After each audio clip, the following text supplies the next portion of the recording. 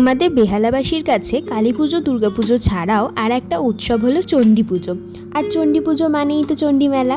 যারা বেহালায় বা বেহালার আশেপাশে থাকেন তারা সবাই জানেন এই পুজো সম্পর্কে আর এই মেলা সম্পর্কে। প্রায় 300 বছরের পুরনো এই মেলাটি 1772 সালে সাবর্ণ রায়চৌধুরী পরিবারের হাত ধরে শুরু হয়েছিল।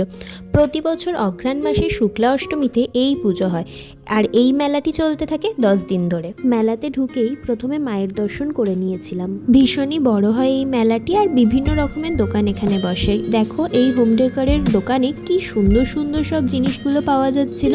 ফ্রিজ ম্যাগনেটগুলো আমার এখানে ভীষণ পছন্দ হয়েছিল আর এই মিররটাও আমার খুব পছন্দ হয়েছিল।